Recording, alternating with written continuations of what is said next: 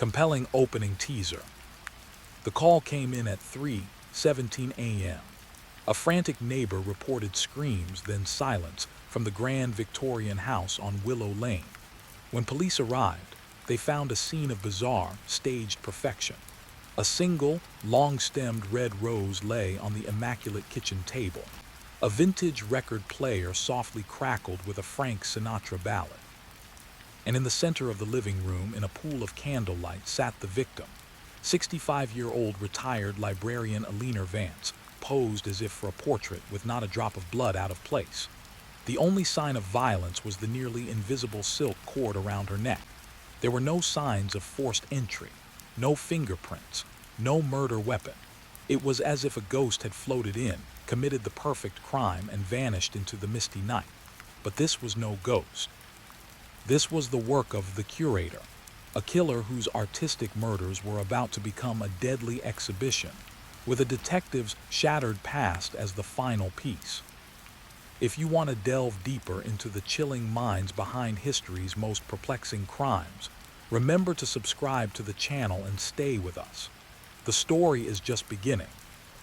The Curator's Gallery. Part I, the Still Life. Detective Elias Thorne stood in the candle-lit living room, the scent of beeswax and old books failing to mask the underlying smell of death. He was a man built of sharp angles and quiet intensity, his own history a cold case file he carried in the shadows behind his eyes. The scene was wrong, profoundly, unsettlingly wrong. Time of death, he asked, his voice a low gravel.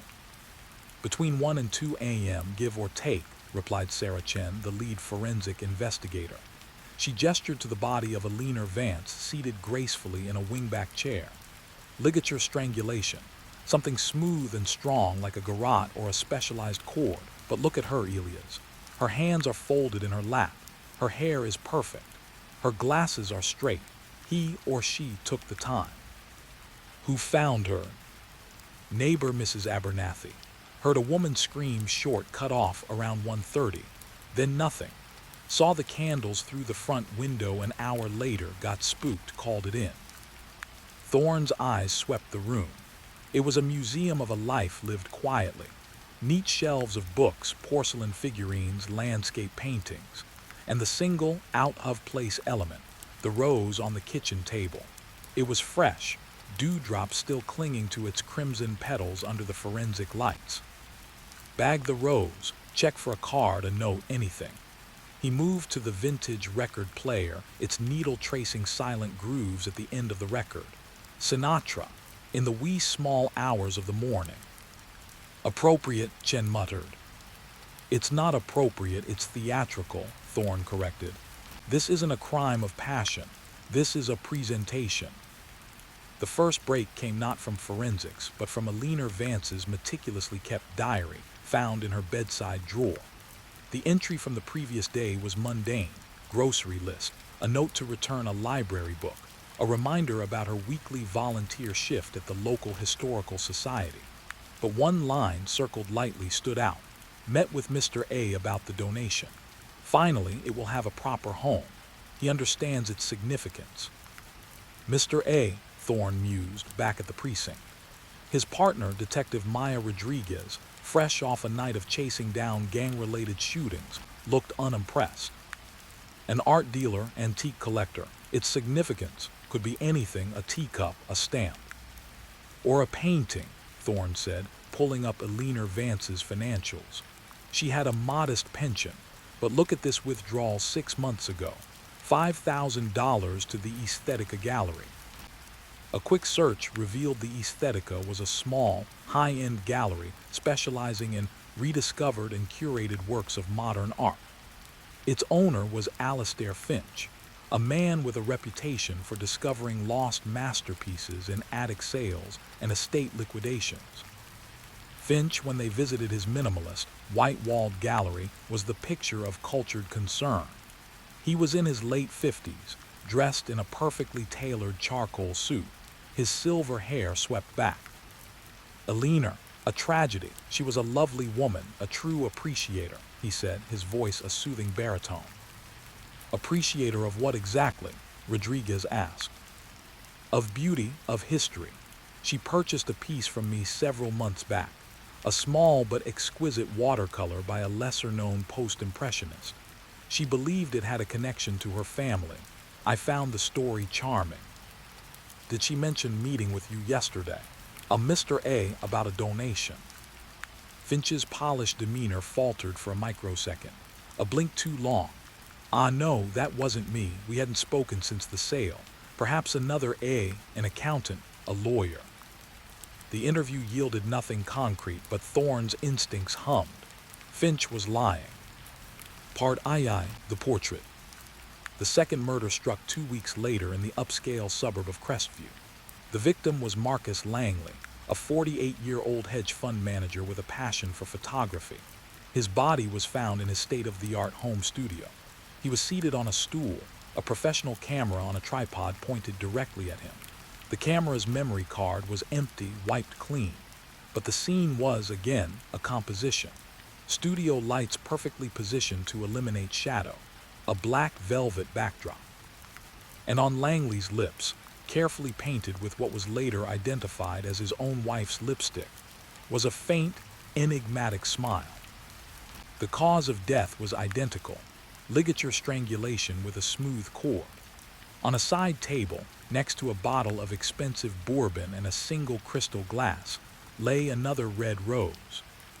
The curator strikes again, Captain Briggs grumbled, pinching the bridge of his nose in the task force meeting. The media had seized on the name, coined by an enterprising crime blogger nodding the artistic staging. 2 victims, no connection, different ages, genders, social circles. Thorne, what's the link? Thorne stared at the crime scene photos projected on the wall. Eleanor Vance posed in domestic stillness. Marcus Langley posed as his own subject. They're not just killed, they're displayed like art. The rose is his signature, his artist's mark. Forensics found a partial print on the bourbon glass in Langley's studio, too smudged for a database match, but a potential future clue. More promising was Langley's calendar. On the day of his death, a single entry, 7 p.m. consultation with AF portfolio review. AF, Rodriguez said, Alastair Finch.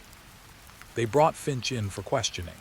He was cooler this time, a hint of annoyance beneath his civility. Marcus Langley was an aspiring artist in his own way, Finch explained. He had wealth and wanted to build a serious photography portfolio.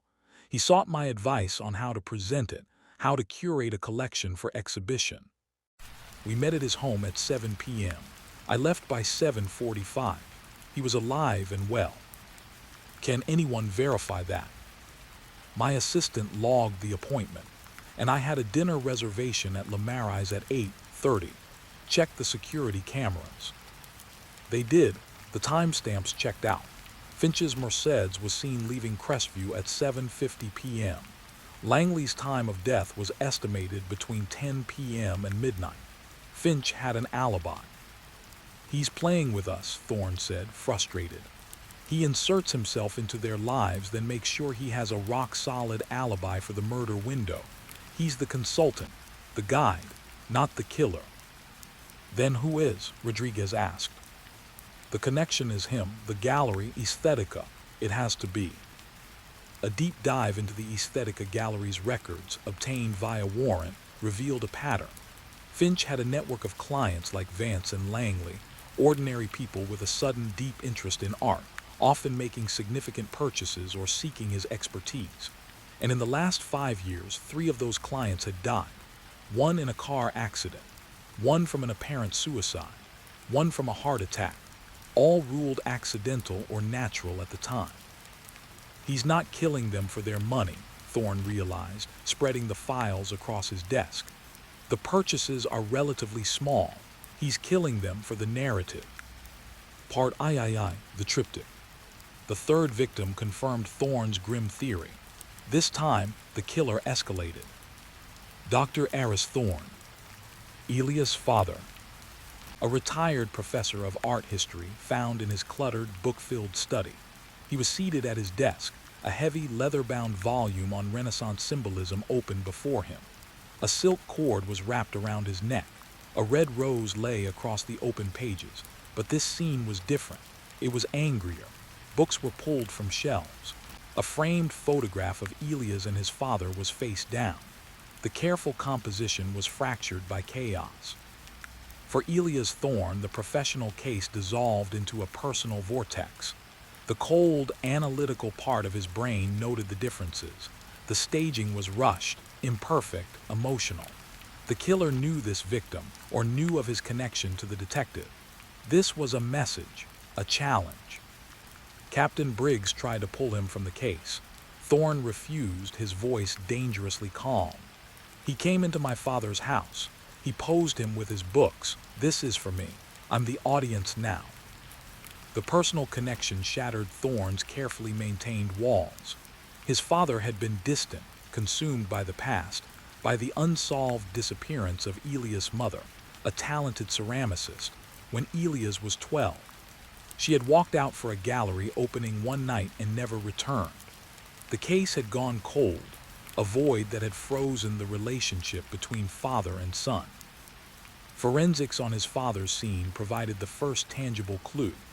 The partial print from Langley's glass was a match to a print lifted from the leather cover of the book on his father's desk. And caught in the rough hemp of the carpet under the desk was a single, short strand of hair, bleached blonde, synthetic, a wig fiber. The killer wore a disguise. Part IV, the unfinished masterpiece asterisk. The break came from an unexpected source. Eleanor Vance's donated watercolor. Thorne, poring over his father's notes on symbolism, remembered her diary entry. Finally, it will have a proper home. He and Rodriguez visited the historical society where Eleanor volunteered. The head archivist, a nervous woman named Beatrice, showed them the recent donations. Among them was the watercolor from Finch's gallery. It was a serene scene of a riverbank, but Thorne's father had taught him to look deeper. He photographed the painting and back at the precinct used photo editing software to enhance it. Faint, almost invisible under layers of glaze, was a tiny painted inscription in the corner, Poor E for E, and a signature, L. Thorne. Liliana Thorne, his mother. His world tilted. His mother's work, sold by Alastair Finch to Eleanor Vance. His father, an art historian, must have known or suspected. Was that why he was killed? To silence him? To complete some twisted narrative? Confronting Finch was no longer an option. They needed proof. Rodriguez focused on the wig fiber, tracing it to a specialty costume shop downtown. The shop's records were poorly kept, but the owner, after seeing Finch's photo, nodded slowly. Yeah, I think I remember him. Quiet guy. Bought a few things over the years. A blonde wig, yeah, some stage makeup. Said he was in community theater. It was circumstantial, but it was a thread. They put Finch under 24/7 surveillance. For days, he was the model citizen. Gallery, home, fancy restaurants. Then, on the fourth night, he did something unusual. He drove to a long-term storage facility on the industrial edge of the city. From their unmarked car, Thorne and Rodriguez watched him enter a specific unit. He emerged 20 minutes later, carrying a flat, rectangular object wrapped in cloth, roughly the size of a large painting. He placed it carefully in his trunk and drove away. That's it, Thorne whispered. His gallery, his trophies aren't taken from the scene. They're created by the scene. He's documenting it. They couldn't wait for a warrant. If Finch was moving evidence, it could be gone by morning. With Captain Briggs's tense authorization, they moved in. Finch was in his gallery's back room, a private restoration space. The wrapped object was on a table. He was carefully unwrapping it when they entered, guns drawn. It wasn't a painting. It was a shallow, framed shadow box, and inside, arranged with macabre precision, were the souvenirs. The silk cord used in the murders coiled like a serpent, a dried, pressed red rose, a lock of Eleanor Vance's gray hair tied with a ribbon, the memory card from Marcus Langley's camera not wiped, but filled with photos Finch had taken of the staged body, and his father reading glasses. but the centerpiece was a series of exquisitely detailed miniature dioramas. 3 of them, perfect, tiny replicas of the murder scenes, the Victorian living room, the photography studio, the book-lined study, complete with microscopic figures of the victims. Finch didn't resist. He simply looked up, his eyes gleaming with a fanatic's light. "You see," he said, his voice trembling with reverence. "You see the composition now, Detective Thorne, the still life with Rose and memory, the self-portrait in final light, the scholar's last chapter. I didn't kill them. I liberated their essence. I gave their mundane endings meaning, beauty, permanence. Your mother, Liliana, she understood. Her work was about capturing fleeting truth. I am merely continuing in her spirit." Thorne's blood ran cold. "My mother, what did you do to her?" Finch smiled, a terrible, beatific smile. "She was my first patron, my first muse, but she grew fearful. She wanted to stop the exhibition. An artist's work must be seen. Detective, even the dark pieces, especially the dark pieces. Her disappearance, that was my first unfinished masterpiece. Until now, you were the final element, the grieving son completing the triptych of my life's work, the critic, the audience." The confession, captured on Rodriguez's body cam, was enough. The evidence in the shadow box was overwhelming. Alastair Finch, the cultured curator, was remanded without bail, facing multiple counts of murder. Epilogue: the empty frame. The trial was a media sensation. Finch, representing himself, turned the courtroom into his final gallery, speaking of his installations with poetic detachment. He was found guilty on all counts and sentenced to life without parole in a maximum security facility. For Elias Thorne, there was no closure. They never found his mother's remains. Finch, in a final act of cruel artistry, refused to reveal the location, calling it the necessary negative space in the composition. Thorne visited his father's grave, the cold stone a poor substitute for the conversations they'd never had. He had the small watercolor, his mother's work, hung in his sparse apartment. It was a quiet, beautiful lie, a scene of peace that hid a world of darkness.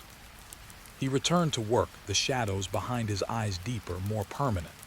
The city's crimes continued, messy, brutal, human. But sometimes in the dead of night, when a case felt a little too neat, a little too quiet, Thorne would feel a chill. He would remember the dioramas, the roses, the perfect, terrible stillness. And he would wonder if true evil was not the act of violence, but the mind that could frame it as a thing of beauty, and in doing so, steal not just a life, but its very meaning, leaving behind only a haunting, empty frame. End of story. Thank you for joining us for this exploration into the curated darkness of the curator. If you want to uncover the secrets behind more true crime mysteries, don't forget to subscribe, hit the notification bell, and stay with us for the next chapter in the shadows.